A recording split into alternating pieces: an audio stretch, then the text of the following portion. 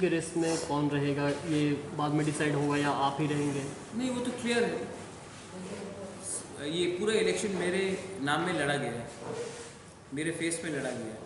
और हमने हम पब्लिक को इलेक्शन के पहले कुछ और बोलेंगे, इलेक्शन के बाद कुछ और बोलेंगे, ऐसा हम लोग का कोई वो नहीं है। आई एम द फेस, मैं हूँ और मैं ही बनूँगा।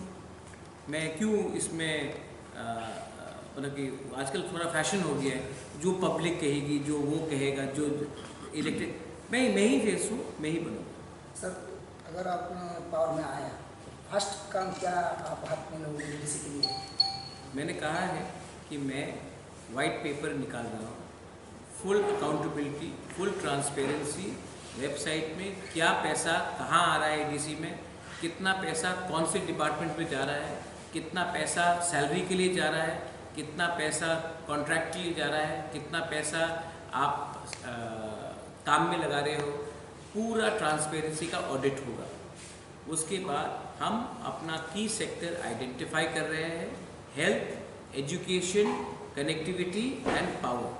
पावर तो हमारे पास डायरेक्टली नहीं है, लेकिन कनेक्टिविटी रोड है, हेल्थ है, प्राइमरी हेल्थ है, एजुकेशन प्राइमरी एजुकेशन है, वो तीनों को हम आगे रख रहे हैं। उसके बाद लैंड एंड रेवेन्यू में हम फुल एम्फेसिस दे रहे हैं और क्लियर ट्रांसपेरेंट गवर्नमेंट चलाना चाहते हैं। जितना भी रुपया दिल्ली से जो आएगा, जो अगरतला हमको देगा, वो हम अपने वेबसाइट में देंगे, तो पब्लिक को मालूम पड़ेगा कि इतना रुपया आ रहा है, इतना रुपया खर्च हो रहा है, इतना रुपया सैलरी में जा रहा है। मैं पूरा ट्रांसपेरेंट से काम करने की कोशिश करूंगा और करूंगा। सर, युवा के लिए